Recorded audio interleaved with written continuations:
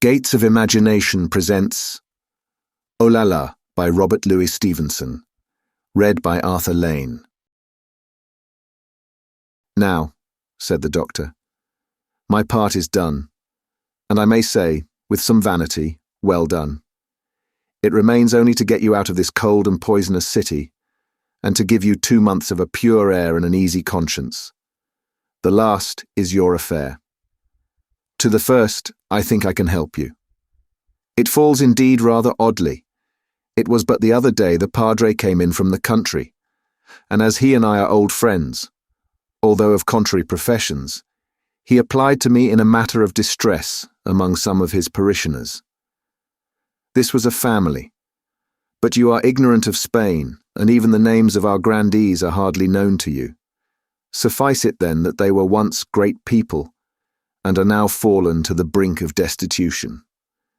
Nothing now belongs to them but the residencia and certain leagues of desert mountain, in the greater part of which not even a goat could support life. But the house is a fine old place, and stands at a great height among the hills, and most salubriously, and I had no sooner heard my friend's tale than I remembered you. I told him I had a wounded officer, wounded in the good cause, who was now able to make a change, and I proposed that his friends should take you for a lodger. Instantly the Padre's face grew dark, as I had maliciously foreseen it would. It was out of the question, he said. Then let them starve, said I, for I have no sympathy with tatterdemalion pride. Thereupon we separated, not very content with one another. But yesterday, to my wonder, the Padre returned and made a submission. The difficulty, he said, he had found upon inquiry to be less than he had feared, or, in other words, these proud people had put their pride in their pocket. I closed with the offer, and subject to your approval, I have taken rooms for you in the residencia. The air of these mountains will renew your blood, and the quiet in which you will there live is worth all the medicines in the world. Doctor, said I, you have been throughout my good angel, and your advice is a command. But tell me, if you please, something of the family with which I am to reside. I am coming to that, replied my friend, and indeed there is a difficulty in the way. These beggars are, as I have said, of very high descent and swollen with the most baseless vanity. They have lived for some generations in a growing isolation, drawing away, on either hand, from the rich who had now become too high for them, and from the poor, whom they still regarded as too low. And even today, when poverty forces them to unfasten their door to a guest, they cannot do so without a most ungracious stipulation. You are to remain, they say, a stranger. They will give you attendance, but they refuse from the first the idea of the smallest intimacy. I will not deny that I was piqued, and perhaps the feeling strengthened my desire to go, for I was confident that I could break down that barrier if I desired. There is nothing offensive in such a stipulation, said I, and I even sympathize with the feeling that inspired it. It is true they have never seen you, returned the doctor politely. And if they knew you were the handsomest and the most pleasant man that ever came from England, where I'm told that handsome men are common, but pleasant ones not so much so, they would doubtless make you welcome with a better grace. But since you take the thing so well, it matters not. To me, indeed, it seems discourteous. But you will find yourself the gainer. The family will not much tempt you. A mother, a son, and a daughter, an old woman said to be half-witted, a country lout, and a country girl, who stands very high with her confessor, and is therefore, chuckled the physician, most likely plain. There is not much in that to attract the fancy of a dashing officer. And yet you say they are high-born, I objected. Well, as to that, I should distinguish, returned the doctor. The mother is, not so the children. The mother was the last representative of a princely stock, degenerate both in parts and fortune. Her father was not only poor, he was mad, and the girl ran wild about the residencia till his death. Then, much of the fortune having died with him, and the family being quite extinct, the girl ran wilder than ever, until at last she married, heaven knows whom, a muleteer, some say, others a smuggler. While there are some who uphold there was no marriage at all, and that Philippe and Olalla are bastards. The union, such as it was tragically dissolved some years ago, but they live in such seclusion, and the country at that time was in so much disorder, that the precise manner of the man's end is known only to the priest, if even to him. I begin to think I shall have strange experiences, said I. I would not romance if I were you, replied the doctor. You will find, I fear, a very grovelling and commonplace reality. Felipe, for instance, I have seen. And what am I to say? He is very rustic, very cunning, very loutish, and I should say, an innocent. The others are probably to match. No, Senor Commandante, you must seek congenial society among the great sights of our mountains, and in these at least, if you are at all a lover of the works of nature, I promise you will not be disappointed. The next day, Philippe came for me in a rough country cart, drawn by a mule, and a little before the stroke of noon, after I had said farewell to the doctor, the innkeeper, and different good souls who had befriended me during my sickness, we set forth out of the city by the eastern gate and began to ascend into the Sierra. I had been so long a prisoner since I was left behind for dying after the loss of the convoy, that the mere smell of the earth set me smiling. The country through which we went was wild and rocky, partially covered with rough woods, now of the cork tree, and now of the great Spanish chestnut, and frequently intersected by the beds of mountain torrents. The sun shone, the wind rustled joyously, and we had advanced some miles, and the city had already shrunk into an inconsiderable knoll upon the plain behind us, before my attention began to be diverted to the companion of my drive. To the eye, he seemed but a diminutive, loutish, well-made country lad, such as the doctor had described, mighty quick and active, but devoid of any culture. And this first impression was with most observers final. What began to strike me was his familiar, chattering talk, so strangely inconsistent with the terms on which I was to be received, and partly from his imperfect enunciation, partly from the sprightly incoherence of the matter, so very difficult to follow clearly, without an effort of the mind. It is true I had before talked with persons of a similar mental constitution, persons who seemed to live, as he did, by the senses, taken and possessed by the visual object of the moment and unable to discharge their minds of that impression. His seemed to me, as I sat, distantly giving ear, a kind of conversation proper to drivers, who pass much of their time in a great vacancy of the intellect and threading the sights of a familiar country. But this was not the case of Felipe. By his own account, he was a homekeeper. I wish I was there now, he said, and then, spying a tree by the wayside, he broke off to tell me that he had once seen a crow among its branches. A crow? I repeated, struck by the ineptitude of the remark, and thinking I had heard imperfectly. But by this time he was already filled with a new idea, hearkening with a rapt intentness, his head on one side, his face puckered, and he struck me rudely, to make me hold my peace.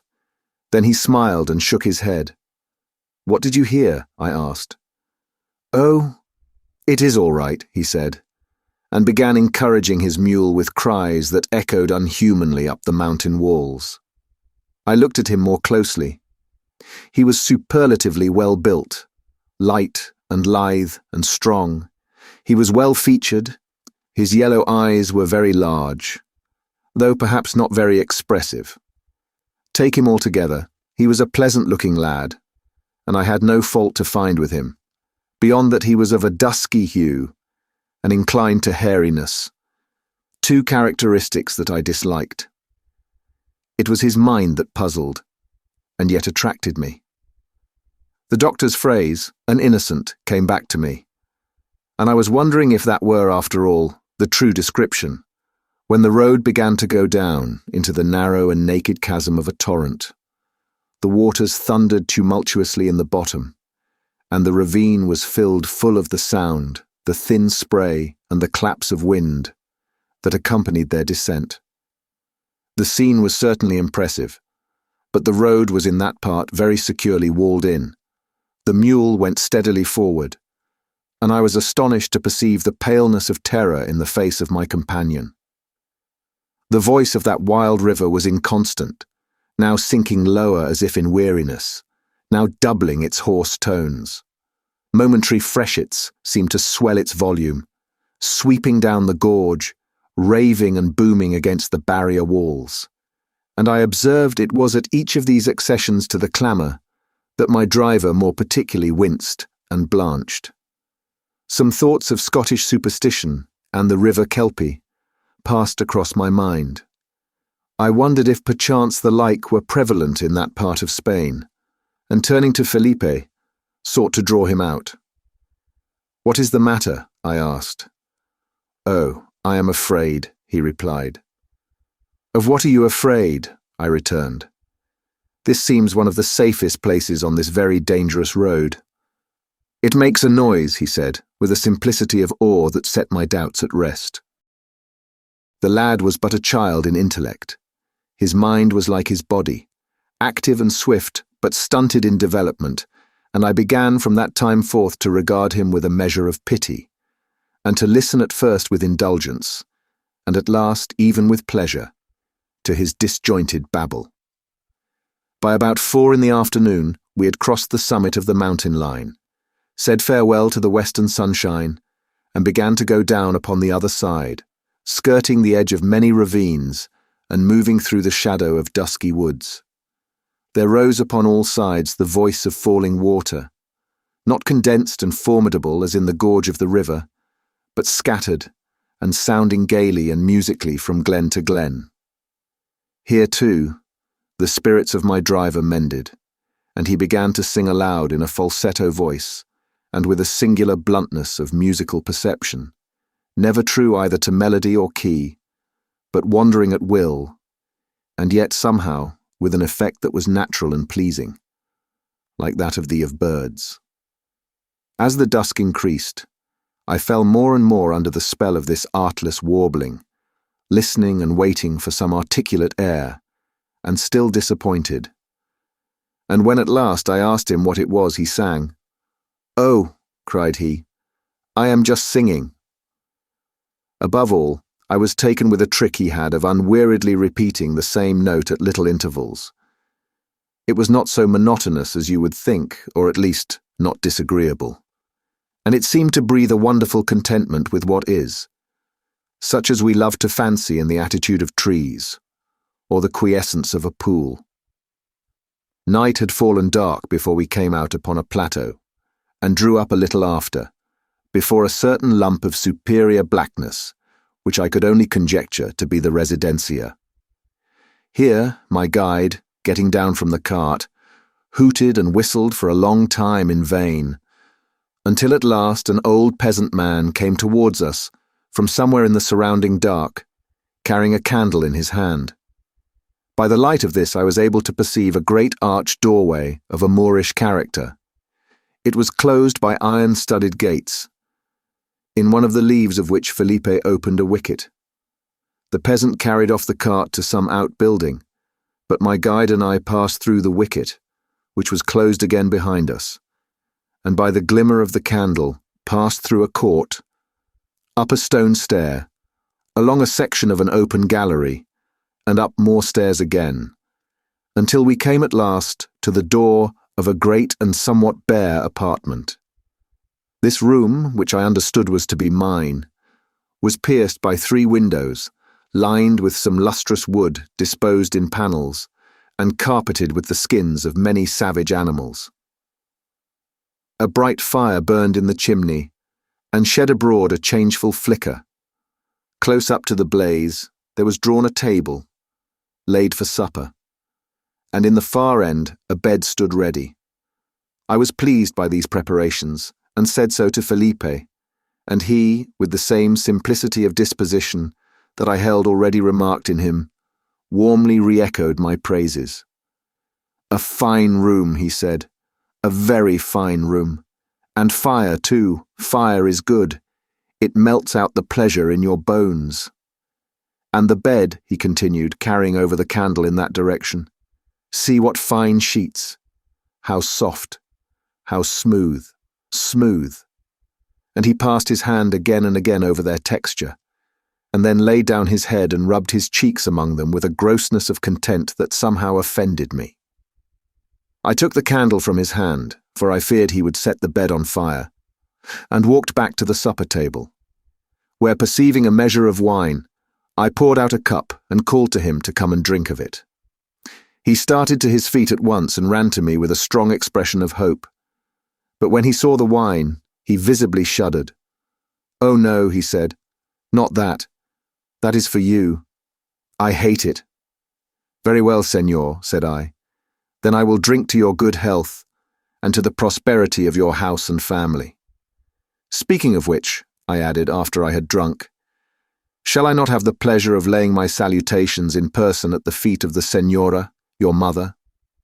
But at these words, all the childishness passed out of his face, and was succeeded by a look of indescribable cunning and secrecy. He backed away from me at the same time, as though I were an animal about to leap or some dangerous fellow with a weapon, and when he had got near the door, glowered at me sullenly, with contracted pupils. "No," he said at last, and the next moment was gone noiselessly out of the room, and I heard his footing die away downstairs as light as rainfall, and silence closed over the house. After I had supped, I drew up the table nearer to the bed, and began to prepare for rest. But in the new position of the light, I was struck by a picture on the wall. It represented a woman, still young. To judge by her costume and the mellow unity which reigned over the canvas, she had long been dead. To judge by the vivacity of the attitude, the eyes and the features, I might have been beholding in a mirror the image of life. Her figure was very slim and strong, and of a just proportion. Red tresses lay like a crown over her brow. Her eyes, of a very golden brown, held mine with a look, and her face, which was perfectly shaped, was yet marred by a cruel, sullen, and sensual expression. Something in both face and figure, something exquisitely intangible, like the echo of an echo, suggested the features and bearing of my guide. And I stood a while, unpleasantly attracted and wondering at the oddity of the resemblance. The common, carnal stock of that race, which had been originally designed for such high dames as the one now looking on me from the canvas, had fallen to baser uses, wearing country clothes, sitting on the shaft and holding the reins of a mule cart to bring home a lodger. Perhaps an actual link subsisted, perhaps some scruple of the delicate flesh that was once clothed upon with the satin and brocade of the dead lady, now winced at the rude contact of Philippe's frieze. The first light of the morning shone full upon the portrait, and as I lay awake, my eyes continued to dwell upon it with growing complacency. Its beauty crept about my heart insidiously, silencing my scruples one after another. And while I knew that to love such a woman were to sign and seal one's own sentence of degeneration, I still knew that if she were alive, I should love her. Day after day, the double knowledge of her wickedness and of my weakness grew clearer. She came to be the heroine of many daydreams, in which her eyes led on to and sufficiently rewarded crimes.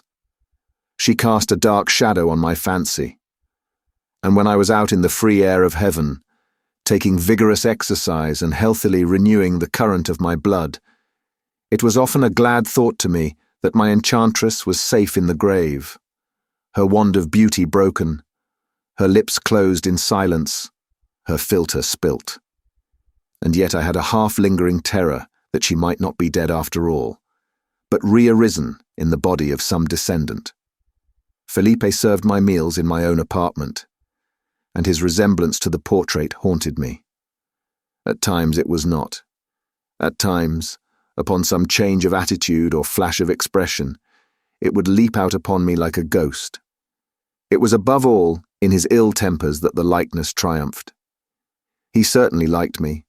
He was proud of my notice, which he sought to engage by many simple and childlike devices.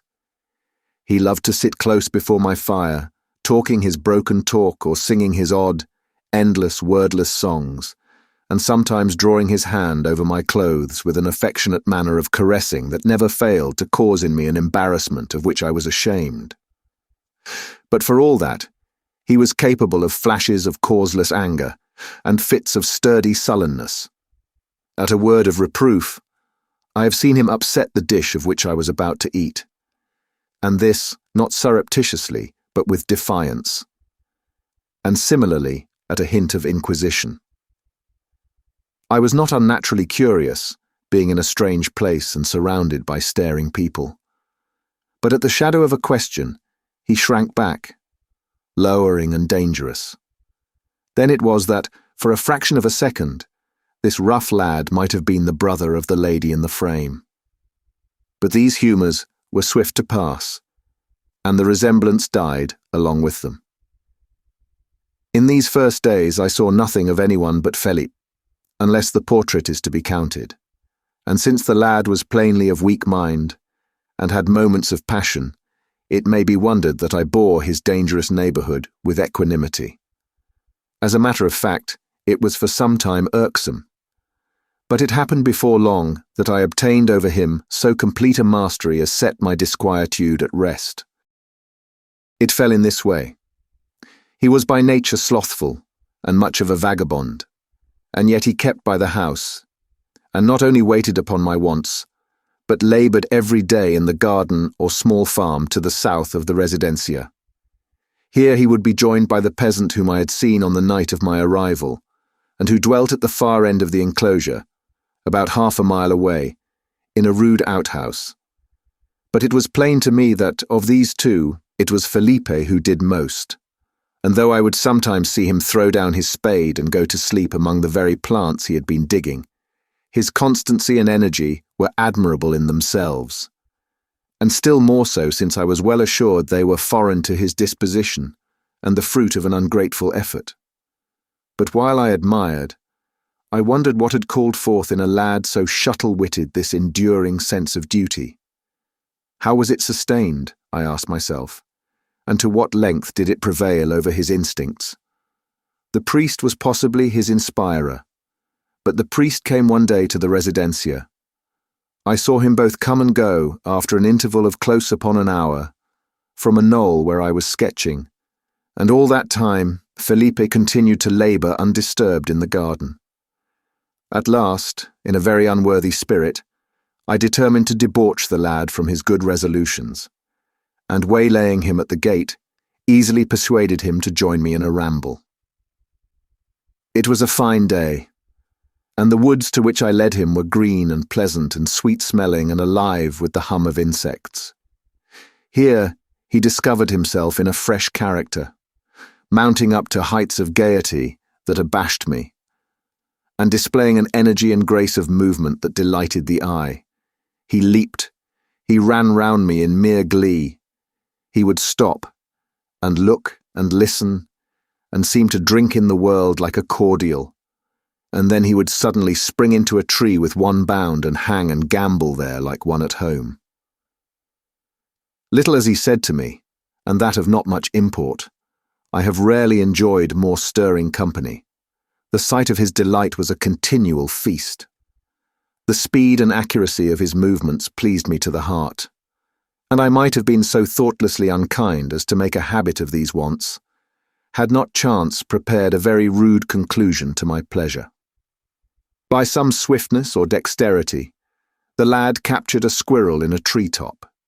He was then some way ahead of me, but I saw him drop to the ground and crouch there, crying aloud for pleasure like a child. The sound stirred my sympathies. It was so fresh and innocent. But as I bettered my pace to draw near, the cry of the squirrel knocked upon my heart. I have heard and seen much of the cruelty of lads, and above all of peasants. But what I now beheld struck me into a passion of anger. I thrust the fellow aside, plucked the poor brute out of his hands, and with swift mercy killed it. Then I turned upon the torturer, spoke to him long out of the heat of my indignation, calling him names at which he seemed to wither, and at length, pointing toward the residencia, bade him begone and leave me, for I chose to walk with men, not with vermin. He fell upon his knees, and the words coming to him with more cleanness than usual, poured out a stream of the most touching supplications, begging me in mercy to forgive him, to forget what he had done, to look to the future. "Oh, I try so hard," he said. "Oh, Comandante, bear with Philippe this once. He will never be a brute again." Thereupon, much more affected than I cared to show, I suffered myself to be persuaded, and at last shook hands with him and made it up. But the squirrel, by way of penance, I made him bury, speaking of the poor thing's beauty, telling him what pains it had suffered, and how base a thing was the abuse of strength. "See, Felipe," said I, "you are strong indeed, but in my hands you are as helpless as that poor thing of the trees. Give me your hand in mine. You cannot remove it. Now suppose that I were cruel like you, and took a pleasure in pain. I only tighten my hold, and see how you suffer." He screamed aloud, his face stricken ashy and dotted with needle points of sweat. And when I set him free, he fell to the earth and nursed his hand and moaned over it like a baby. But he took the lesson in good part, and whether from that, or from what I had said to him, or the higher notion he now had of my bodily strength, his original affection was changed into a dog-like, adoring fidelity. Meanwhile, I gained rapidly in health. The residencia stood on the crown of a stony plateau. On every side the mountains hemmed it about. Only from the roof, where was a bartizan, there might be seen between two peaks a small segment of plain, blue with extreme distance. The air in these altitudes moved freely and largely.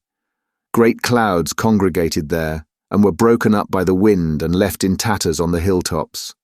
A hoarse and yet faint rumbling of torrents rose from all round, and one could there study all the ruder and more ancient characters of nature in something of their pristine force. I delighted from the first in the vigorous scenery and changeful weather, nor less in the antique and dilapidated mansion where I dwelt. This was a large oblong, flanked at two opposite corners by bastion-like projections, one of which commanded the door, while both were loopholed for musketry. The lower story was, besides, naked of windows, so that the building, if garrisoned, could not be carried without artillery. It enclosed an open court planted with pomegranate trees. From this, a broad flight of marble stairs ascended to an open gallery, running all round and resting, towards the court, on slender pillars. Thence again, several enclosed stairs led to the upper stories of the house, which were thus broken up into distinct divisions. The windows, both within and without, were closely shuttered. Some of the stonework in the upper parts had fallen. The roof, in one place, had been wrecked in one of the flurries of wind which were common in these mountains, and the whole house, in the strong beating sunlight, and standing out above a grove of stunted cork trees, thickly laden and discoloured with dust, looked like the sleeping palace of the legend. The court, in particular, seemed the very home of slumber. A hoarse cooing of doves haunted about the eaves. The winds were excluded, but when they blew outside, the mountain dust fell here as thick as rain, and veiled the red bloom of the pomegranates. Shuttered windows, and the closed doors of numerous cellars, and the vacant arches of the gallery enclosed it. And all day long the sun made broken profiles on the four sides, and paraded the shadow of the pillars on the gallery floor. At the ground level there was, however, a certain pillared recess, which bore the marks of human habitation. Though it was open in front upon the court, it was yet provided with a chimney, where a wood fire would he always prettily blazing, and the tile floor was littered with the skins of animals. It was in this place that I first saw my hostess. She had drawn one of the skins forward and sat in the sun, leaning against a pillar. It was her dress that struck me first of all, for it was rich and brightly coloured, and shone out in that dusty courtyard with something of the same relief as the flowers of the pomegranates. At a second look, it was her beauty of person that took hold of me. As she sat back, watching me, I thought, though with invisible eyes, and wearing at the same time an expression of almost imbecile good humour and contentment, she showed a perfectness of feature and a quiet nobility of attitude that were beyond a statue's. I took off my hat to her in passing, and her face puckered with suspicion as swiftly and lightly as a pool ruffles in the breeze. But she paid no heed to my courtesy. I went forth on my customary walk a trifle daunted, her idol-like impassivity haunting me, and when I returned, although she was still in much the same posture, I was half surprised to see that she had moved as far as the next pillar, following the sunshine. This time, however, she addressed me with some trivial salutation, civilly enough conceived, and uttered in the same deep-chested and yet indistinct and lisping tones that had already baffled the utmost niceness of my hearing from her son. I answered rather at a venture, for not only did I fail to take her meaning with precision, but the sudden disclosure of her eyes disturbed me. They were unusually large, the iris golden like Philippe's, but the pupil at that moment so distended that they seemed almost black, and what affected me was not so much their size as, what was perhaps its consequence, the singular insignificance of their regard.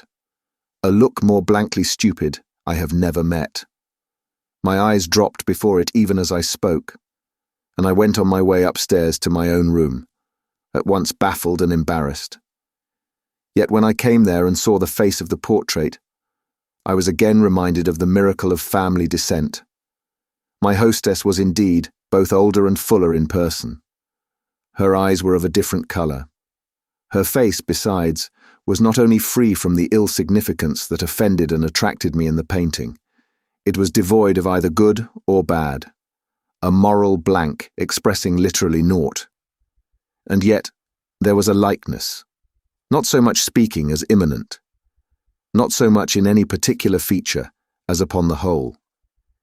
It should seem, I thought, as if when the master set his signature to that grave canvas, he had not only caught the image of one smiling and false-eyed woman, but stamped the essential quality of a race. From that day forth, whether I came or went, I was sure to find the Senora seated in the sun against a pillar, or stretched on a rug before the fire. Only at times she would shift her station to the top round of the stone staircase, where she lay with the same nonchalance right across my path. In all these days, I never knew her to display the least spark of energy, beyond what she expended in brushing and rebrushing her copious copper-coloured hair, or in lisping out, in the rich and broken hoarseness of her voice, her customary idle salutations to myself. These, I think, were her two chief pleasures, beyond that of mere quiescence. She seemed always proud of her remarks, as though they had been witticisms. And indeed, though they were empty enough, like the conversation of many respectable persons, and turned on a very narrow range of subjects, they were never meaningless or incoherent.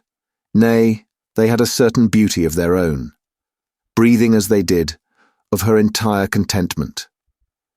Now she would speak of the warmth in which, like her son, she greatly delighted, now of the flowers of the pomegranate trees, and now of the white doves and long-winged swallows that fanned the air of the court.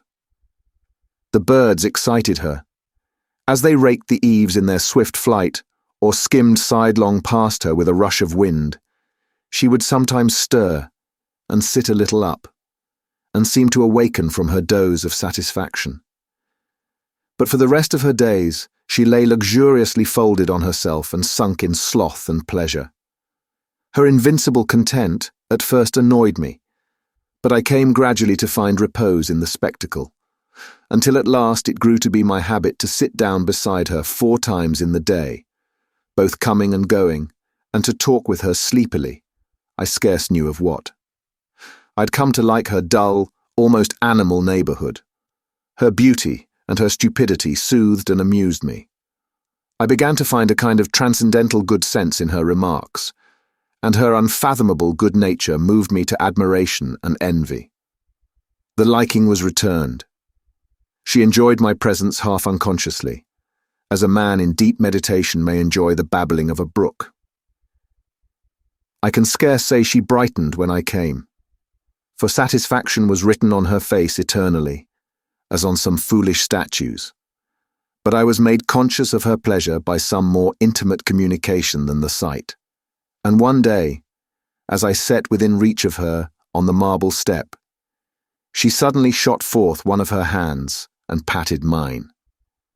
The thing was done, and she was back in her accustomed attitude, before my mind had received intelligence of the caress, and when I turned to look her in the face, I could perceive no answerable sentiment.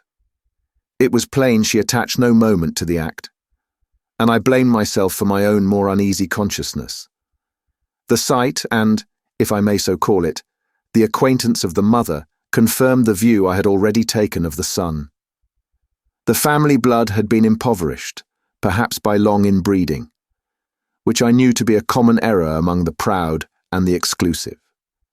No decline, indeed, was to be traced in the body, which had been handed down unimpaired in shapeliness and strength, and the faces of today were struck as sharply from the mint as the face of 2 centuries ago that smiled upon me from the portrait.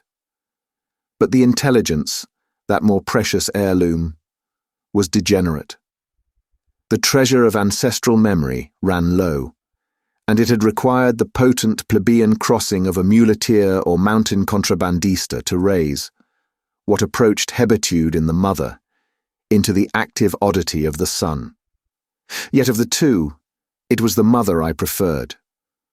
Of Felipe, vengeful and placable, full of starts and shyings, inconstant as a hare, I could even conceive as a creature possibly noxious. Of the mother I had no thoughts but those of kindness. And indeed, as spectators are apt ignorantly to take sides, I grew something of a partisan in the enmity which I perceived to smoulder between them. True, it seemed mostly on the mother's part. She would sometimes draw in her breath as he came near, and the pupils of her vacant eyes would contract, as if with horror or fear.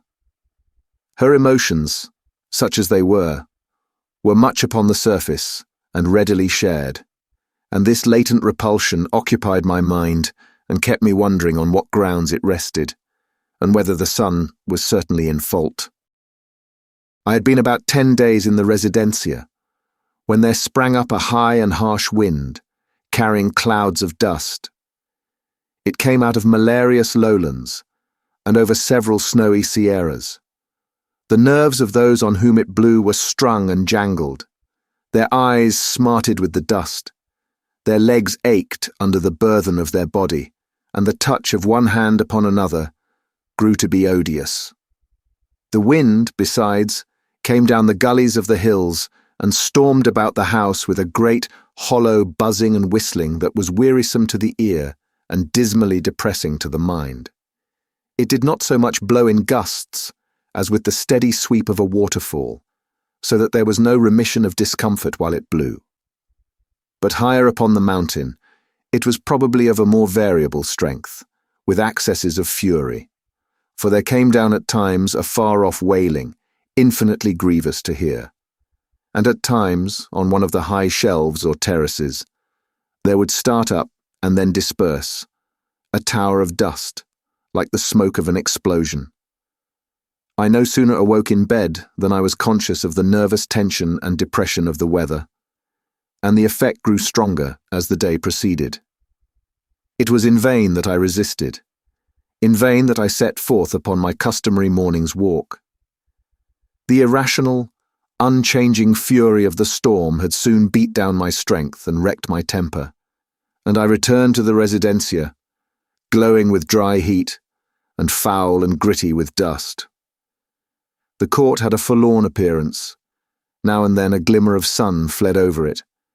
Now and then the wind swooped down upon the pomegranates and scattered the blossoms and set the window shutters clapping on the wall. In the recess the senora was pacing to and fro with a flushed countenance and bright eyes. I thought, too, she was speaking to herself, like one in anger. But when I addressed her with my customary salutation, she only replied by a sharp gesture and continued her walk. The weather had distempered even this impassive creature, and as I went on upstairs I was the less ashamed of my own discomposure. All day the wind continued, and I sat in my room and made a feint of reading, or walked up and down, and listened to the riot overhead. Night fell, and I had not so much as a candle. I began to long for some society, and stole down to the court. It was now plunged in the blue of the first darkness, but the recess was redly lighted by the fire. The wood had been piled high, and was crowned by a shock of flames, which the draught of the chimney brandished to and fro.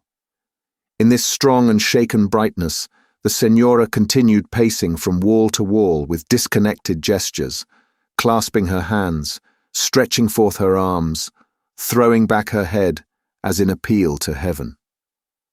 In these disordered movements, the beauty and grace of the woman showed more clearly. But there was a light in her eye that struck on me unpleasantly, and when I had looked on a while in silence, and seemingly unobserved, I turned tail as I had come, and groped my way back again to my own chamber. By the time Felipe brought my supper and lights, my nerve was utterly gone, and had the lad been such as I was used to seeing him, I should have kept him, even by force had that been necessary, to take off the edge from my distasteful solitude. But on Felipe also, the wind had exercised its influence. He had been feverish all day.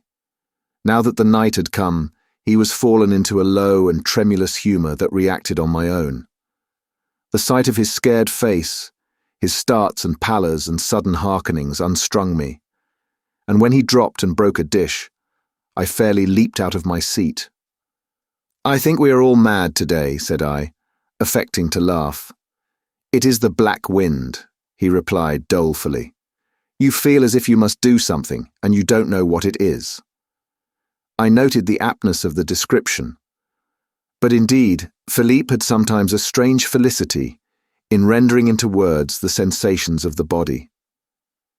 "And your mother too," said I. "She seems to feel this weather much. Do you not fear she may be unwell?" He stared at me a little, and then said, "No," almost defiantly, and the next moment, carrying his hand to his brow, cried out lamentably on the wind and the noise that made his head go round like a mill-wheel. "Who can be well?" he cried, and indeed, I could only echo his question, for I was disturbed enough myself. I went to bed early, wearied with day-long restlessness, but the poisonous nature of the wind, and its ungodly and unintermittent uproar, would not suffer me to sleep. I lay there and tossed, my nerves and senses on the stretch. At times I would doze, dream horribly, and wake again, and these snatches of oblivion confused me as to time. But it must have been late on in the night, when I was suddenly startled by an outbreak of pitiable and hateful cries. I leaped from my bed, supposing I had dreamed, but the cries still continued to fill the house. Cries of pain, I thought, but certainly of rage also, and so savage and discordant that they shocked the heart. It was no illusion. Some living thing, some lunatic or some wild animal was being foully tortured. The thought of Felipe and the squirrel flashed into my mind, and I ran to the door, but it had been locked from the outside, and I might shake it as I pleased. I was a fast prisoner. Still the cries continued. Now they would dwindle down into a moaning that seemed to be articulate, and at these times I made sure they must be human. And again, they would break forth and fill the house with ravings worthy of hell. I stood at the door and gave ear to them, till at last they died away. Long after that, I still lingered and still continued to hear them mingle in fancy with the storming of the wind. And when at last I crept to my bed, it was with a deadly sickness and a blackness of horror on my heart. It was little wonder if I slept no more. Why had I been locked in? What had passed? Who was the author of these indescribable and shocking cries? A human being. It was inconceivable. A beast. The cries were scarce quite bestial. And what animal, short of a lion or a tiger, could thus shake the solid walls of the residencia? And while I was thus turning over the elements of the mystery, it came into my mind that I had not yet set eyes upon the daughter of the house. What was more probable than that the daughter of the Señora and the sister of Felipe should be herself insane? Or, what more likely than that these ignorant and half-witted people should seek to manage an afflicted kinswoman by violence? Here was a solution. And yet, when I called to mind the cries, which I never did without a shuddering chill, it seemed altogether insufficient. Not even cruelty could wring such cries from madness. But of one thing I was sure. I could not live in a house where such a thing was half conceivable, and not probe the matter home, and if necessary, interfere. The next day came. The wind had blown itself out, and there was nothing to remind me of the business of the night. Felipe came to my bedside with obvious cheerfulness. As I passed through the court, the Señora was sunning herself with her accustomed immobility, and when I issued from the gateway, I found the whole face of nature austerely smiling, the heavens of a cold blue, and sown with great cloud islands, and the mountain-sides mapped forth into provinces of light and shadow. A short walk restored me to myself, and renewed within me the resolve to plumb this mystery. And when, from the vantage of my knoll, I had seen Philippe pass forth to his labours in the garden, I returned at once to the residencia to put my design in practice. The Señora appeared plunged in slumber. I stood a while and marked her, but she did not stir. Even if my design were indiscreet, I had little to fear from such a guardian, and turning away, I mounted to the gallery and began my exploration of the house. All morning I went from one door to another, and entered spacious and faded chambers, some rudely shuttered, some receiving their full charge of daylight, all empty and unhomely. It was a rich house, on which time had breathed his tarnish, and dust had scattered disillusion. The spider swung there, the bloated tarantula scampered on the cornices, ants had their crowded highways on the floor of halls of audience. The big and foul fly, that lives on carrion and is often the messenger of death, had set up his nest in the rotten woodwork and buzzed heavily about the rooms. Here and there a stool or two, a couch, a bed, or a great carved chair remained behind, like islets on the bare floors, to testify of man's bygone habitation, and everywhere the walls were set with the portraits of the dead. I could judge, by these decaying effigies, in the house of what a great and what a handsome race I was then wandering. Many of the men wore orders on their breasts and had the port of noble offices. The women were all richly attired, the canvases most of them by famous hands. But it was not so much these evidences of greatness that took hold upon my mind, even contrasted as they were, with the present depopulation and decay of that great house. It was rather the parable of family life that I read in this succession of fair faces and shapely bodies. Never before had I so realized the miracle of the continued race, the creation and recreation, the weaving and changing and handing down of fleshly elements, that a child should be born of its mother, that it should grow and clothe itself, we know not how, with humanity, and put on inherited looks, and turn its head with the manner of one ascendant, and offer its hand with the gesture of another, are wonders dulled for us by repetition. But in the singular unity of look, in the common features and common bearing, of all these painted generations on the walls of the residencia, the miracle started out and looked me in the face. And an ancient mirror falling opportunely in my way, I stood and read my own features a long while, tracing out on either hand the filaments of descent and the bonds that knit me with my family. At last, in the course of these investigations, I opened the door of a chamber that bore the marks of habitation. It was of large proportions and faced to the north, where the mountains were most wildly figured. The embers of a fire smouldered and smoked upon the hearth, to which a chair had been drawn close. And yet the aspect of the chamber was ascetic to the degree of sternness. The chair was uncushioned. The floor and walls were naked. And beyond the books which lay here and there in some confusion, there was no instrument of either work or pleasure. The sight of books in the house of such a family exceedingly amazed me, and I began with a great hurry and in momentary fear of interruption to go from one to another and hastily inspect their character.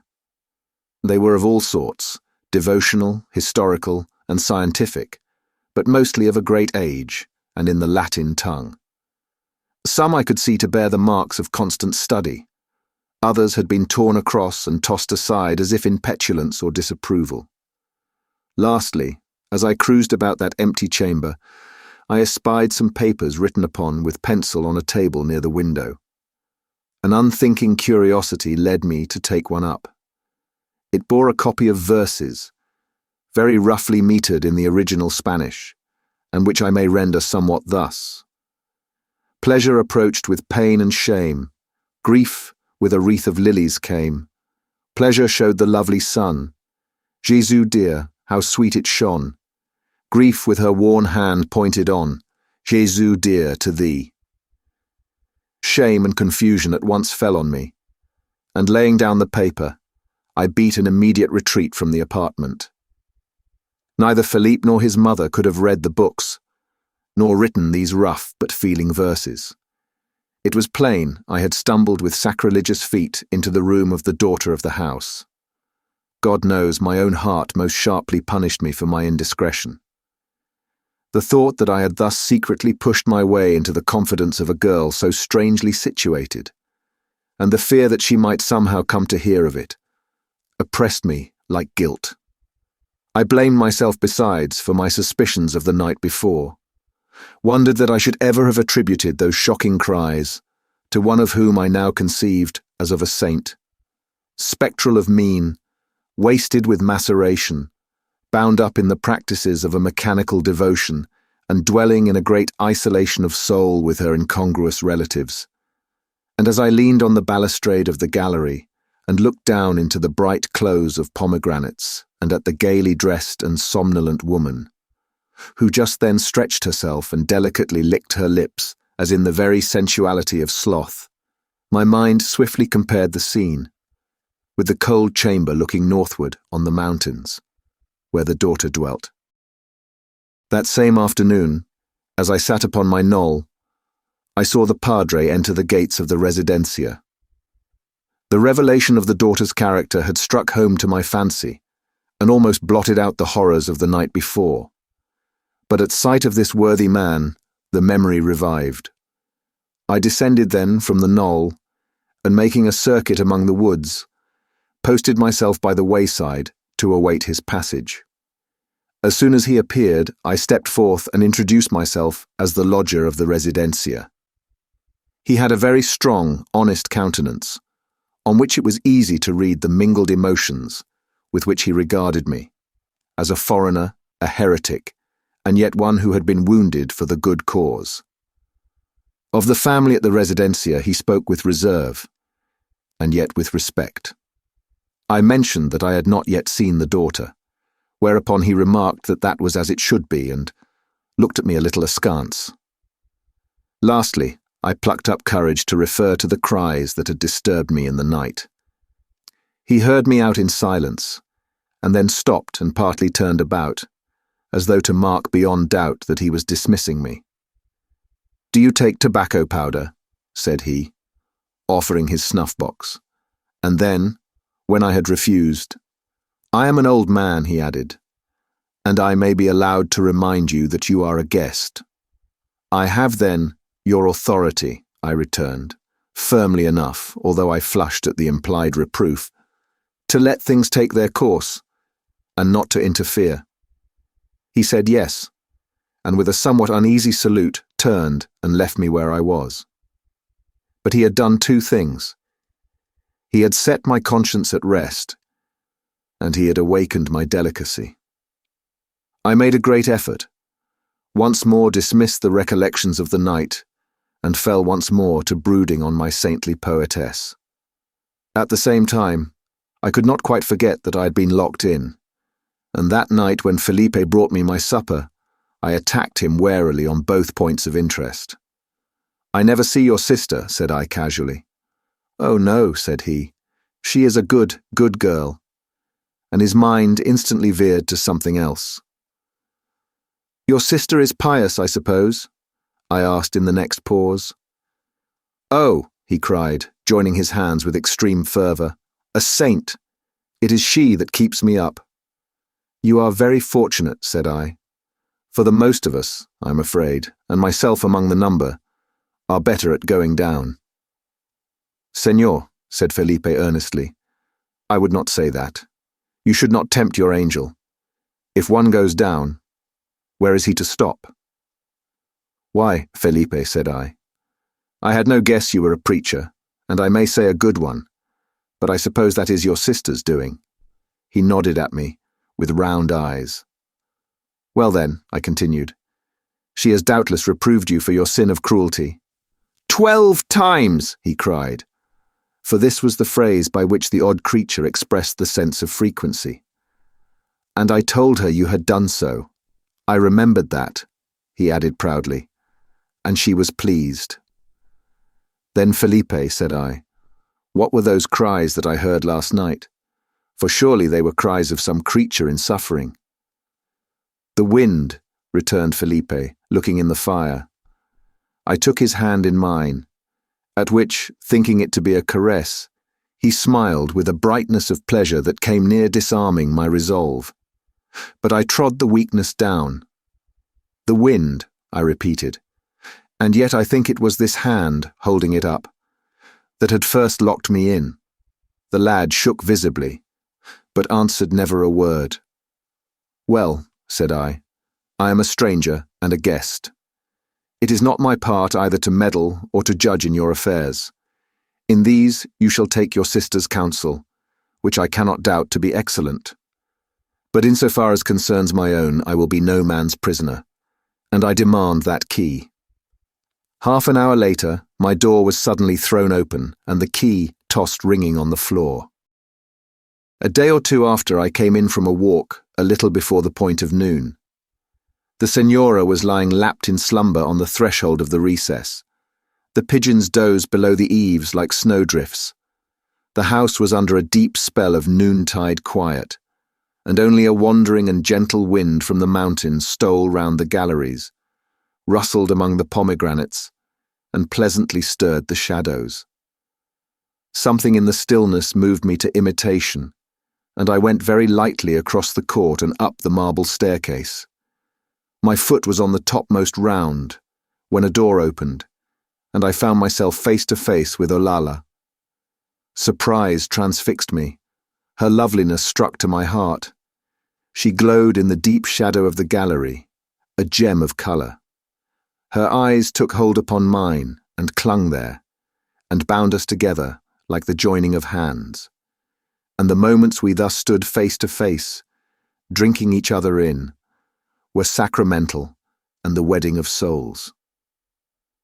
I know not how long it was before I awoke out of a deep trance, and hastily bowing, passed on into the upper stair. She did not move, but followed me with her great thirsting eyes, and as I passed out of sight it seemed to me as if she paled and faded.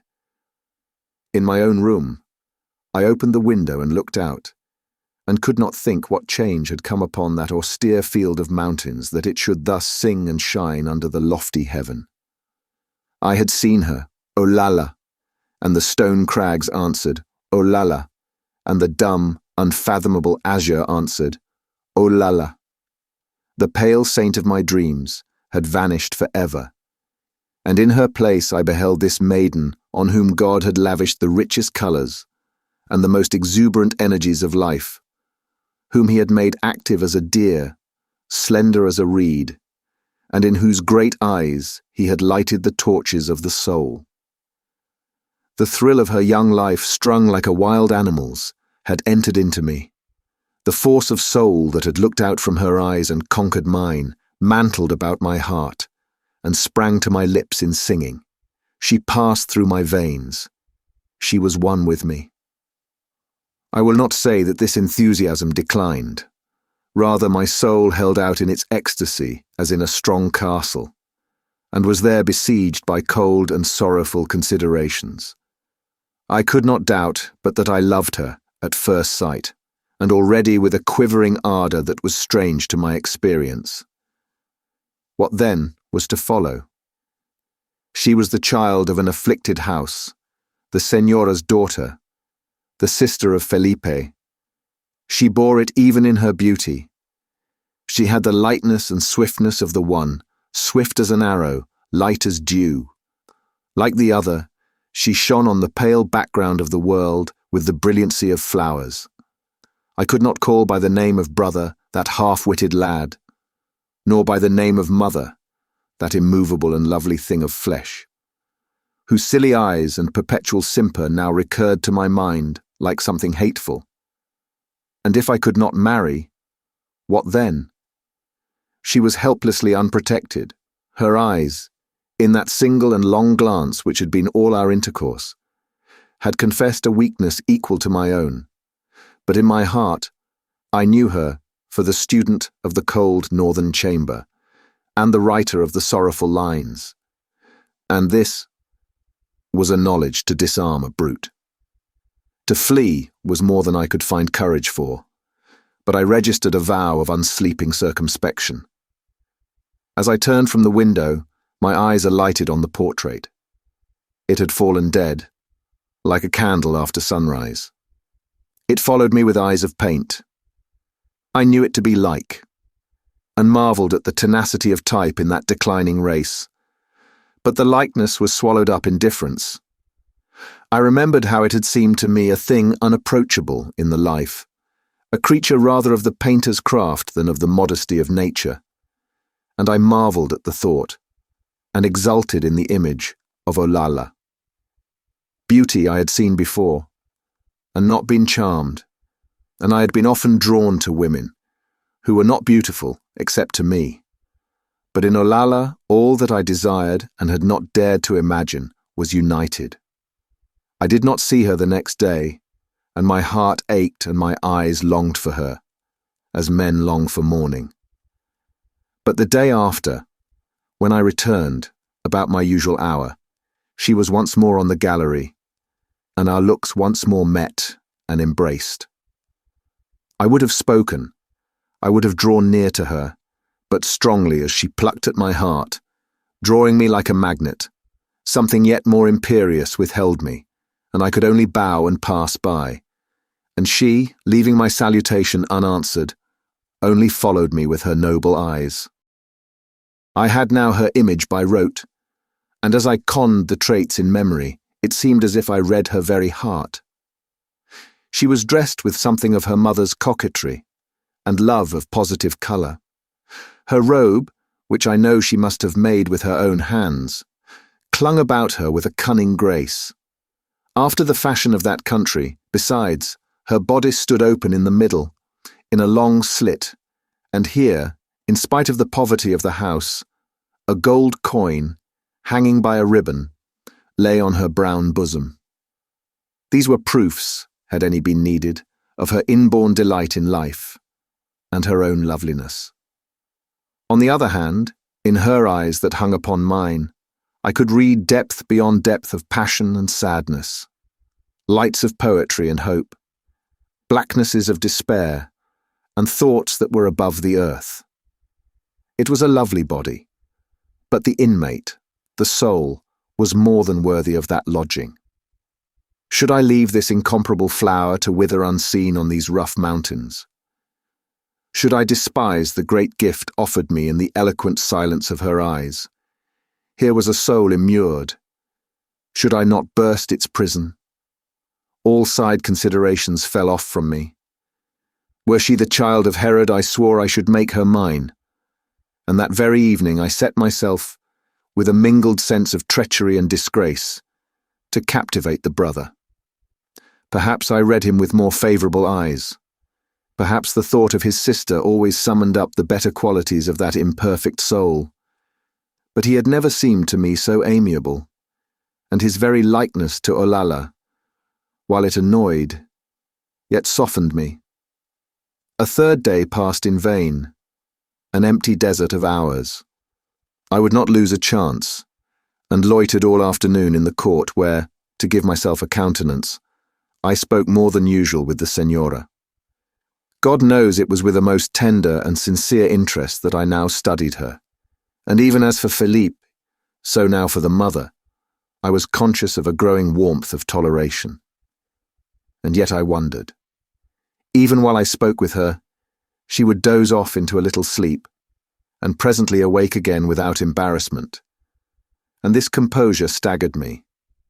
And again, as I marked her make infinitesimal changes in her posture, savouring and lingering on the bodily pleasure of the movement, I was driven to wonder at this depth of passive sensuality. She lived in her body, and her consciousness was all sunk into and disseminated through her members, where it luxuriously dwelt. Lastly, I could not grow accustomed to her eyes. Each time she turned on me these great, beautiful, and meaningless orbs, wide open to the day, but closed against human inquiry. Each time I had occasion to observe the lively changes of her pupils, which expanded and contracted in a breath. I know not what it was came over me. I can find no name for the mingled feeling of disappointment, annoyance, and distaste that jarred along my nerves. I tried her on a variety of subjects equally in vain, and at last led the talk to her daughter. But even there she proved indifferent. Said she was pretty, which, as with children, was her highest word of commendation, but was plainly incapable of any higher thought. And when I remarked that Olalla seemed silent, merely yawned in my face, and replied that speech was of no great use when you had nothing to say. People speak much, very much, she added, looking at me with expanded pupils, and then again yawned and again showed me a mouth that was as dainty as a toy. This time I took the hint, and leaving her to her repose, went up into my own chamber to sit by the open window, looking on the hills and not beholding them, sunk in lustrous and deep dreams, and hearkening in fancy to the note of a voice that I had never heard. I awoke on the 5th morning with a brightness of anticipation that seemed to challenge fate. I was sure of myself, light of heart and foot, and resolved to put my love incontinently to the touch of knowledge. It should lie no longer under the bonds of silence, a dumb thing, living by the eye only, like the love of beasts, but should now put on the spirit, and enter upon the joys of the complete human intimacy.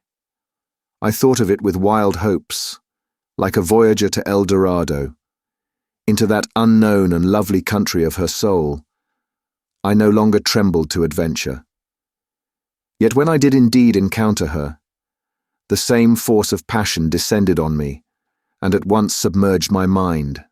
Speech seemed to drop away from me like a childish habit, and I but drew near to her, as the giddy man draws near to the margin of a gulf.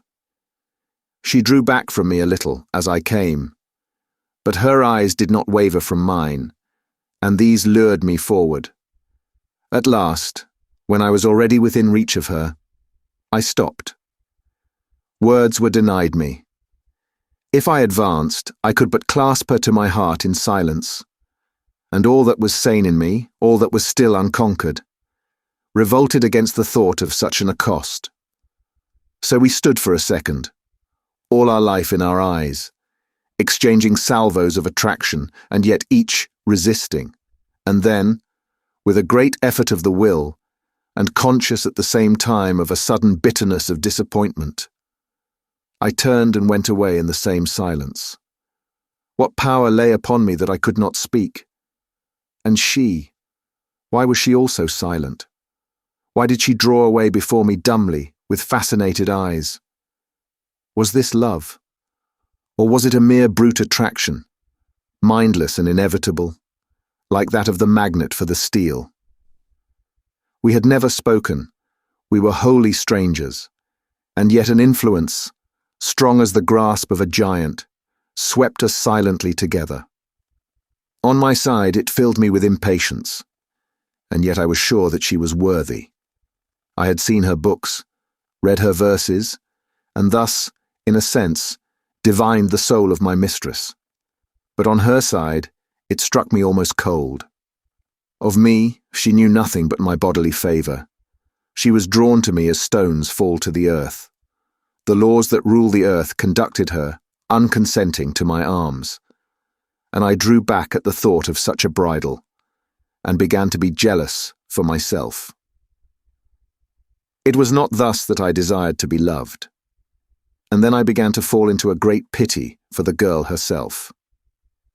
I thought how sharp must be her mortification, that she, the student, the recluse, Felipe's saintly monitress, should have thus confessed an overweening weakness for a man with whom she had never exchanged a word. And at the coming of pity, all other thoughts were swallowed up, and I longed only to find and console and reassure her, to tell her how wholly her love was returned on my side, and how her choice, even if blindly made, was not unworthy. The next day it was glorious weather. Depth upon depth of blue over-canopied the mountains, the sun shone wide, and the wind in the trees and the many falling torrents in the mountains filled the air with delicate and haunting music. Yet I was prostrated with sadness. My heart wept for the sight of Olalla, as a child weeps for its mother. I sat down on a boulder on the verge of the low cliffs that bound the plateau to the north. Thence I looked down into the wooded valley of a stream, where no foot came. In the mood I was in, it was even touching to behold the place untenanted. It lacked Olalla, and I thought of the delight and glory of a life passed wholly with her in that strong air and among these rugged and lovely surroundings, at first with a whimpering sentiment, and then again with such a fiery joy that I seemed to grow in strength and stature, like a Samson. And then suddenly I was aware of Olalla drawing near. She appeared out of a grove of cork trees and came straight towards me, and I stood up and waited. She seemed in her walking a creature of such life and fire and lightness as amazed me, yet she came quietly and slowly. Her energy was in the slowness, but for inimitable strength, I felt she would have run, she would have flown to me. Still, as she approached, she kept her eyes lowered to the ground, and when she had drawn quite near, it was without one glance that she addressed me. At the first note of her voice, I started. It was for this I had been waiting. This was the last test of my love. And lo, her enunciation was precise and clear, not lisping and incomplete like that of her family, and the voice, though deeper than usual with women, was still both youthful and womanly. She spoke in a rich chord, golden contralto strains mingled with hoarseness, as the red threads were mingled with the brown among her tresses. It was not only a voice that spoke to my heart directly, but it spoke to me of her, and yet her words immediately plunged me back upon despair. "You will go away," she said, "today." Her example broke the bonds of my speech. I felt as lightened of a weight, or as if a spell had been dissolved.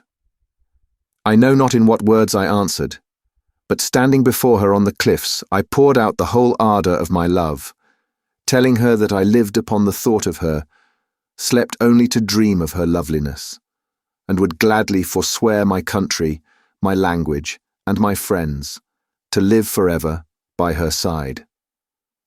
And then, strongly commanding myself, I changed the note. I reassured, I comforted her. I told her I had divined in her a pious and heroic spirit, with which I was worthy to sympathize, and which I longed to share and lighten. Nature, I told her, was the voice of God, which men disobey at peril, and if we were thus humbly drawn together, even as by a miracle of love, it must imply a divine fitness in our souls. We must be made, I said, made for one another. We should be mad rebels, I cried out, mad rebels against God, not to obey this instinct. She shook her head. You will go today, she repeated, and then with a gesture, and in a sudden sharp note, No, not today, she cried. Tomorrow. But at this sign of relenting, power came in upon me in a tide. I stretched out my arms and called upon her name, and she leapt to me and clung to me. The hills rocked about us, the earth quailed. A shock as of a blow went through me and left me blind and dizzy, and the next moment she had thrust me back, broken rudely from my arms, and fled with the speed of a deer among the cork trees. I stood and shouted to the mountains. I turned and went back towards the residencia, waltzing upon air. She sent me away, and yet I had but to call upon her name, and she came to me. These were but the weaknesses of girls, from which even she, the strangest of her sex, was not exempted. Go? Not I? Olalla, oh, not I, Olalla, my Olalla. A bird sang nearby, and in that season, birds were rare. It bade me be of good cheer, and once more the whole countenance of nature, from the ponderous and stable mountains down to the lightest leaf and the smallest darting fly in the shadow of the groves, began to stir before me, and to put on the lineaments of life and wear a face of awful joy. The sunshine struck upon the hills, strong as a hammer on the anvil, and the hills shook. The earth, under that vigorous insulation, yielded up heady scents. The woods smouldered in the blaze. I felt the thrill of travail and delight run through the earth.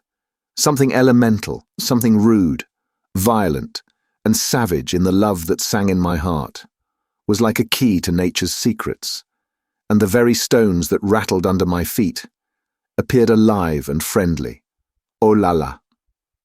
Her touch had quickened and renewed, and strung me up to the old pitch of concert with the rugged earth, to a swelling of the soul that men learn to forget in their polite assemblies. Love burned in me like rage, tenderness waxed fierce. I hated, I adored, I pitied, I revered her with ecstasy. She seemed the link that bound me in with dead things on the one hand, and with our pure and pitying God upon the other, a thing brutal and divine, and akin at once to the innocence and to the unbridled forces of the earth. My head thus reeling, I came into the courtyard of the residencia, and the sight of the mother struck me like a revelation. She sat there, all sloth and contentment, blinking under the strong sunshine, branded with a passive enjoyment, a creature set quite apart, before whom my ardour fell away like a thing ashamed. I stopped a moment, and commanding such shaken tones as I was able, said a word or two. She looked at me with her unfathomable kindness. Her voice in reply sounded vaguely out of the realm of peace in which she slumbered, and there fell on my mind for the first time a sense of respect for one so uniformly innocent and happy, and I passed on in a kind of wonder at myself that I should be so much disquieted. On my table there lay a piece of the same yellow paper I had seen in the north room. It was written on with pencil in the same hand, Olalla's hand, and I picked it up with a sudden sinking of alarm and read, "If you have any kindness for Olalla, if you have any chivalry for a creature sorely wrought, go from here today. In pity, in honour, For the sake of him who died, I supplicate that you shall go." I looked at this a while in mere stupidity, then I began to awaken to a weariness and horror of life. The sunshine darkened outside on the bare hills, and I began to shake like a man in terror. The vacancy thus suddenly opened in my life unmanned me like a physical void. It was not my heart. It was not my happiness. It was life itself that was involved. I could not lose her. I said so, and stood repeating it. And then, like one in a dream, I moved to the window, put forth my hand to open the casement, and thrust it through the pane. The blood spurted from my wrist, and with an instantaneous quietude and command of myself, I pressed my thumb on the little leaping fountain, and reflected what to do. In that empty room there was nothing to my purpose. I felt, besides, that I required assistance. There shot into my mind a hope that Olalla herself might be my helper, and I turned and went downstairs, still keeping my thumb upon the wound. There was no sign of either Olalla or Felipe, and I addressed myself to the recess, whither the Senora had now drawn quite back and sat dozing close before the fire, for no degree of heat appeared too much for her. "Pardon me," said I, "if I disturb you, but I must apply to you for help." She looked up sleepily and asked me what it was, and with the very words I thought she drew in her breath with a widening of the nostrils and seemed to come suddenly and fully alive. "I have cut myself," I said, "and rather badly. See?" And I held out my 2 hands from which the blood was oozing and dripping. Her great eyes opened wide, the pupils shrank into points, a veil seemed to fall from her face and leave it sharply expressive, and yet inscrutable. And as I still stood marvelling a little at her disturbance, she came swiftly up to me, and stooped and caught me by the hand, and the next moment my hand was at her mouth, and she had bitten me to the bone. The pang of the bite, the sudden spurting of blood, and the monstrous horror of the act flashed through me all in one, and I beat her back, and she sprang at me again and again with bestial cries, cries that I recognized, such cries as had awakened me on the night of the high wind. Her strength was like that of madness. Mine was rapidly ebbing with the loss of blood. My mind, besides, was whirling with the abhorrent strangeness of the onslaught, and I was already forced against the wall, when Olalla ran betwixt us, and Felipe, following at a bound, pinned down his mother on the floor. A trance-like weakness fell upon me. I saw, heard, and felt, but I was incapable of movement. I heard the struggle roll to and fro upon the floor, the yells of that catamount ringing up to heaven as she strove to reach me. I felt Olalla clasp me in her arms, her hair falling on my face, and with the strength of a man, raise and half drag, half carry me upstairs into my own room, where she cast me down upon the bed. Then I saw her hasten to the door and lock it, and stand an instant listening to the savage cries that shook the residencia. And then, swift and light as a thought, she was again beside me, binding up my hand, laying it in her bosom, moaning and mourning over it with dove-like sounds. They were not words that came to her, they were sounds more beautiful than speech, infinitely touching, infinitely tender. And yet, as I lay there, a thought stung to my heart, a thought wounded me like a sword, a thought like a worm in a flower, profaned the holiness of my love. Yes, they were beautiful sounds, and they were inspired by human tenderness. But was their beauty human? All day I lay there. For a long time the cries of that nameless female thing, as she struggled with her half-witted whelp, resounded through the house and pierced me with despairing sorrow and disgust. They were the death cry of my love. My love was murdered, was not only dead, but an offence to me. And yet, think as I pleased, feel as I must, it still swelled within me like a storm of sweetness, and my heart melted at her looks and touch. This horror that had sprung out, this doubt upon Olalla, this savage and bestial strain that ran not only through the whole behaviour of her family, but found a place in the very foundations and story of our love, though it appalled, though it shocked and sickened me, was yet not of power to break the knot of my infatuation. When the cries had ceased, there came a scraping at the door, by which I knew Felipe was without, and Olalla went and spoke to him. I know not what. With that exception, she stayed close beside me, now kneeling by my bed and fervently praying, now sitting with her eyes upon mine. So then, for these 6 hours, I drank in her beauty, and silently perused the story in her face. I saw the golden coin hover on her breaths. I saw her eyes darken and brighter, and still speak no language but that of an unfathomable kindness. I saw the faultless face, and through the robe, the lines of the faultless body. Night came at last, and in the growing darkness of the chamber, the sight of her slowly melted. But even then, the touch of her smooth hand lingered in mine, and talked with me. To lie thus in deadly weakness and drink in the traits of the beloved is to reawake to love from whatever shock of disillusion. I reasoned with myself, and I shut my eyes on horrors, and again I was very bold to accept the worst. What mattered it, if that imperious sentiment survived, if her eyes still beckoned and attached me, if now, even as before, every fibre of my dull body yearned and turned to her. Late on in the night, some strength revived in me, and I spoke. "Olalla," I said, "nothing matters. I ask nothing. I am content. I love you." She knelt down a while and prayed, and I devoutly respected her devotions. The moon had begun to shine in upon one side of each of the 3 windows, and make a misty clearness in the room, by which I saw her indistinctly. When she rearose, she made the sign of the cross. "It is for me to speak," she said, "and for you to listen. I know. You can but guess.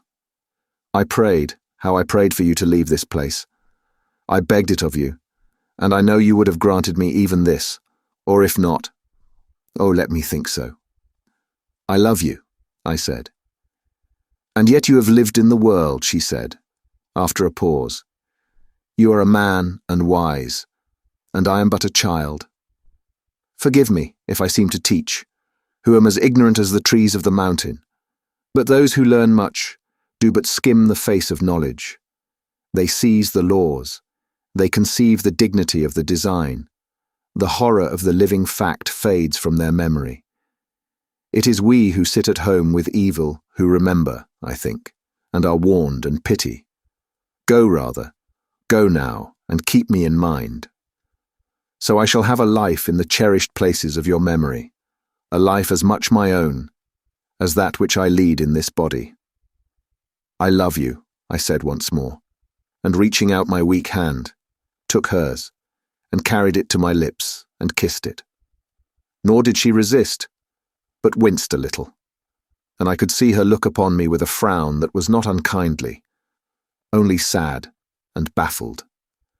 And then it seemed she made a call upon her resolution, plucked my hand towards her, herself at the same time leaning somewhat forward, and laid it on the beating of her heart. "There," she cried, "you feel the very footfall of my life. It only moves for you. It is yours, but is it even mine? It is mine indeed to offer you, as I might take the coin from my neck, as I might break a live branch from a tree, and give it you, and yet not mine. I dwell, or I think I dwell, if I exist at all, somewhere apart, an impotent prisoner, and carried about and deafened by a mob that I disown. This capsule, such as throbs against the sides of animals, knows you at a touch for its master. Aye, it loves you. But my soul, does my soul? I think not. I know not, fearing to ask. Yet when you spoke to me, your words were of the soul. It is of the soul that you ask. It is only from the soul that you would take me. Olalla, I said. The soul and the body are one, and mostly so in love. What the body chooses, the soul loves. Where the body clings, the soul cleaves. Body for body, soul to soul, they come together at God's signal. And the lower part, if we can call aught low, is only the footstool and foundation of the highest. Have you, she said, seen the portraits in the house of my fathers? Have you looked at my mother or at Felipe? Have your eyes never rested on that picture that hangs by your bed? She who sat for it died ages ago, and she did evil in her life. But look again. There is my hand to the least line. There are my eyes and my hair. What is mine then, and what am I? If not a curve in this poor body of mine, which you love, and for the sake of which you dotingly dream that you love me, not a gesture that I can frame, not a tone of my voice, not any look from my eyes, no, not even now when I speak to him I love, but has belonged to others. Others, ages dead, have wooed other men with my eyes. Other men have heard the pleading of the same voice that now sounds in your ears. The hands of the dead are in my bosom. They move me, they pluck me, they guide me. I am a puppet at their command, and I but reinform features and attributes that have long been laid aside from evil in the quiet of the grave. Is it me you love, friend? Or the race that made me? The girl who does not know and cannot answer for the least portion of herself? Or the stream of which she is a transitory eddy, the tree of which she is the passing fruit? The race exists. It is old, it is ever young, it carries its eternal destiny in its bosom. Upon it, like waves upon the sea, individual succeeds to individual, mocked with a semblance of self-control, but they are nothing. We speak of the soul, but the soul is in the race. You fret against the common law, I said. You rebel against the voice of God, which he has made so winning to convince, so imperious to command. Hear it, and how it speaks between us. Your hand clings to mine, your heart leaps at my touch. The unknown elements of which we are compounded awake and run together at a look. The clay of the earth remembers its independent life and yearns to join us. We are drawn together as the stars are turned about in space, or as the tides ebb and flow, by things older and greater than we ourselves. Alas, she said, what can I say to you? My fathers, 800 years ago, ruled all this province. They were wise, great, cunning, and cruel. They were a picked race of the Spanish. Their flags led in war. The king called them his cousin.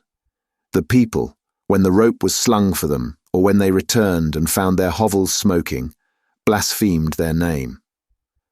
Presently, a change began. Man has risen. If he has sprung from the brutes, he can descend again to the same level. The breath of weariness blew on their humanity, and the cords relaxed. They began to go down. Their minds fell on sleep, their passions awoke in gusts, heady and senseless like the wind in the gutters of the mountains. Beauty was still handed down, but no longer the guiding wit, nor the human heart. The seed passed on. It was wrapped in flesh, the flesh covered the bones, but they were the bones and the flesh of brutes, and their mind was as the mind of flies. I speak to you as I dare, but you have seen for yourself how the wheel has gone backward with my doomed race. I stand, as it were, upon a little rising ground in this desperate descent, and see both before and behind, both what we have lost and to what we are condemned to go farther downward. And shall I that dwell apart in the house of the dead, my body, loathing its ways, shall I repeat the spell? Shall I bind another spirit, reluctant as my own, into this bewitched and tempest-broken tenement that I now suffer in? Shall I hand down this cursed vessel of humanity, charge it with fresh life as with fresh poison, and dash it like a fire in the faces of posterity. But my vow has been given. The race shall cease from off the earth. At this hour my brother is making ready. His foot will soon be on the stair, and you will go with him and pass out of my sight forever. Think of me sometimes as one to whom the lesson of life was very harshly told, but who heard it with courage, as one who loved you indeed, but who hated herself so deeply that her love was hateful to her, as one who sent you away and yet would have longed to keep you forever, who had no dearer hope than to forget you, and no greater fear than to be forgotten. She had drawn towards the door as she spoke, her rich voice sounding softer and farther away, and with the last word she was gone, and I lay alone in the moonlit chamber. What I might have done had not I lain bound by my extreme weakness, I know not. But as it was, there fell upon me a great and blank despair. It was not long before there shone in, at the door, the ruddy glimmer of a lantern, and Philippe coming, charged me without a word upon his shoulders, and carried me down to the great gate, where the cart was waiting. In the moonlight, the hills stood out sharply, as if they were of cardboard, on the glimmering surface of the plateau, and from among the low trees which swung together and sparkled in the wind, the great black cube of the residencia stood out bulkily, its mass only broken by 3 dimly lighted windows in the northern front above the gate.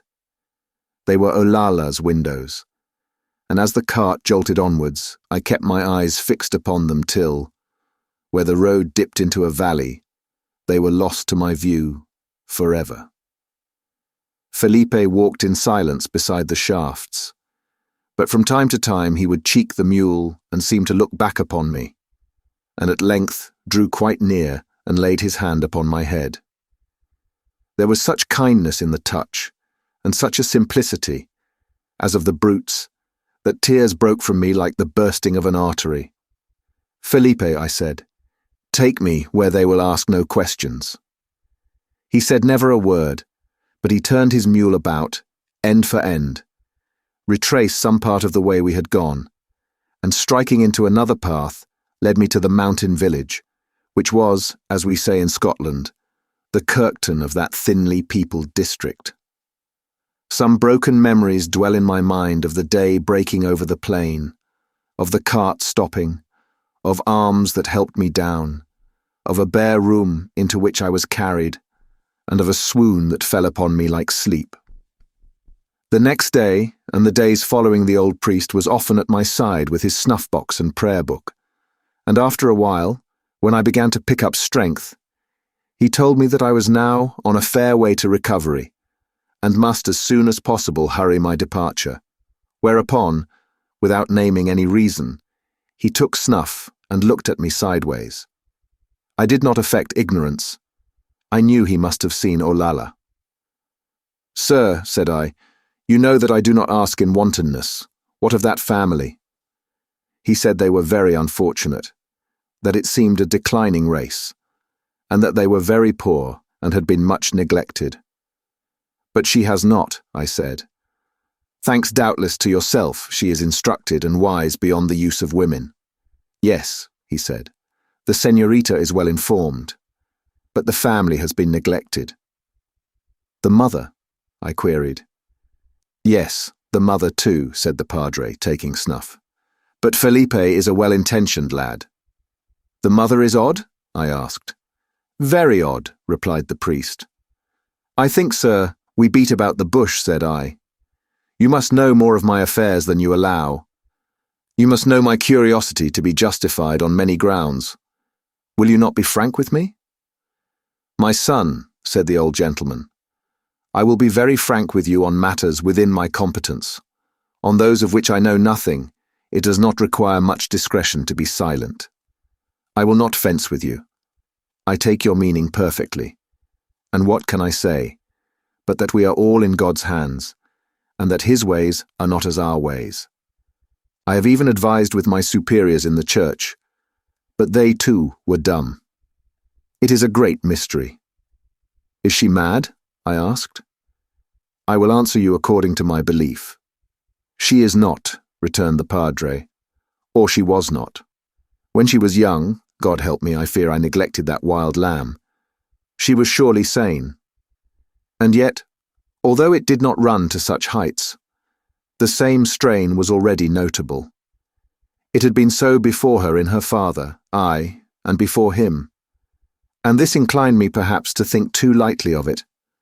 But these things go on growing, not only in the individual, but in the race.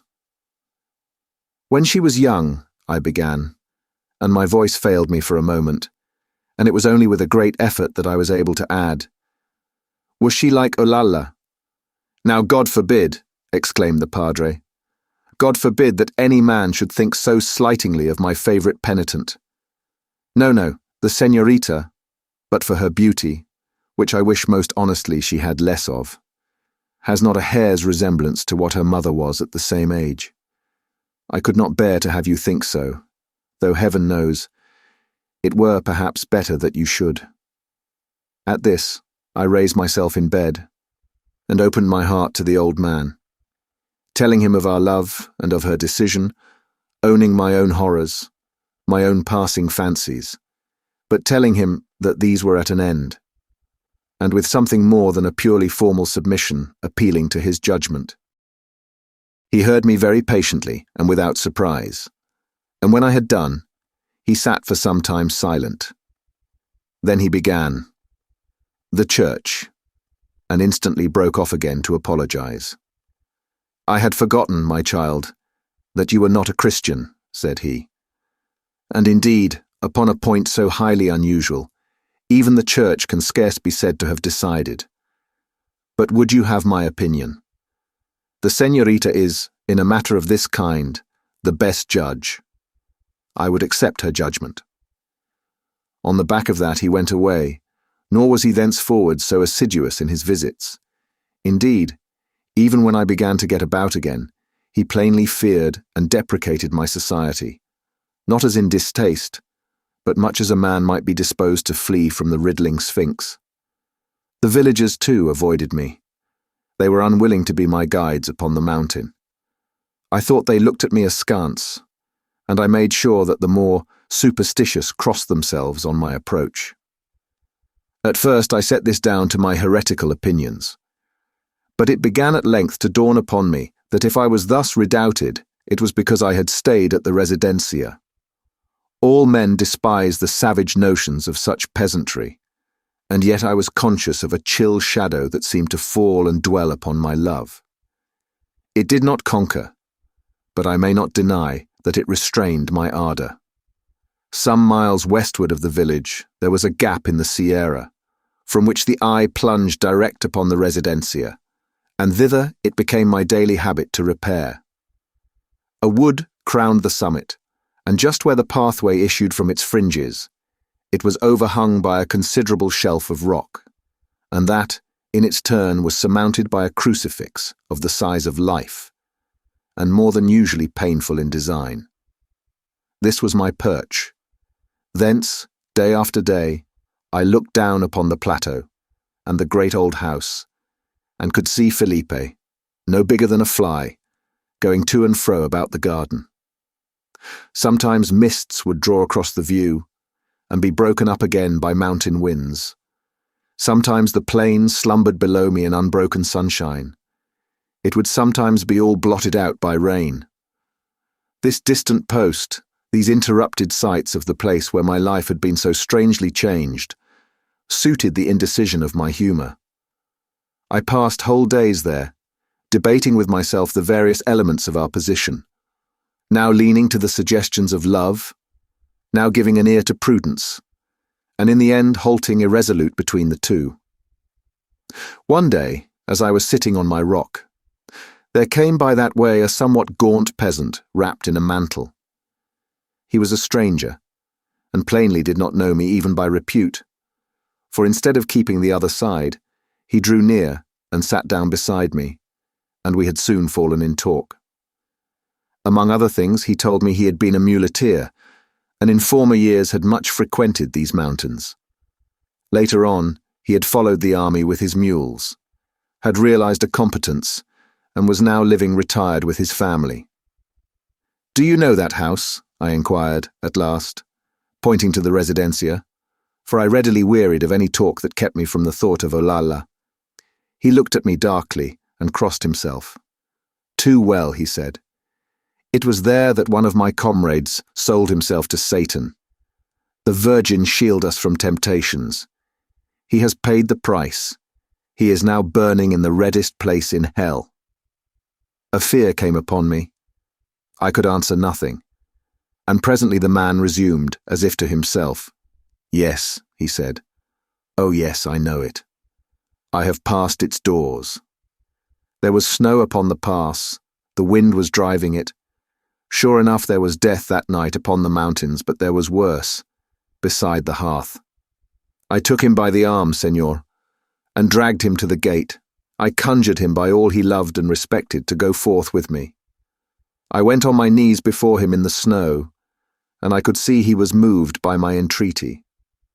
And just then, she came out on the gallery, and called him by his name, and he turned, and there was she standing with a lamp in her hand and smiling on him to come back. I cried out aloud to God and threw my arms about him, but he put me by and left me alone. He had made his choice, God help us. I would pray for him, but to what end? There are sins that not even the Pope can loose. "And your friend?" I asked. "What became of him?" "Nay, God knows," said the muleteer. "If all be true that we hear, his end was like his sin, a thing to raise the hair." "Do you mean that he was killed?" I asked. "Sure enough he was killed," returned the man. "But how?" "Aye, how? But these are things that it is sin to speak of." "The people of that house," I began, but he interrupted me with a savage outburst. "The people," he cried. "What people? There are neither men nor women in that house of Satan's. What? Have you lived here so long and never heard?" And here he put his mouth to my ear and whispered, as if even the fowls of the mountain might have overheard and been stricken with horror. What he told me was not true, nor was it even original, being indeed but a new edition, vamped up again by village ignorance and superstition, of stories nearly as ancient as the race of man. It was rather the application that appalled me. In the old days, he said, the church would have burned out that nest of basilisks. But the arm of the church was now shortened. His friend Miguel had been unpunished by the hands of men, and left to the more awful judgment of an offended God. This was wrong, but it should be so no more. The padre was sunk in age. He was even bewitched himself, but the eyes of his flock were now awake to their own danger, and some day, aye, and before long, the smoke of that house should go up to heaven. He left me filled with horror and fear. Which way to turn I knew not, whether first to warn the padre or to carry my ill news direct to the threatened inhabitants of the residencia. Fate was to decide for me, for, while I was still hesitating, I beheld the veiled figure of a woman drawing near to me up the pathway. No veil could deceive my penetration. By every line and every movement I recognized Olalla, and keeping hidden behind a corner of the rock, I suffered her to gain the summit. Then I came forward. She knew me, and paused, but did not speak. I too remained silent, and we continued for some time to gaze upon each other with a passionate sadness. "I thought you had gone," she said at length. "It is all that you can do for me, to go.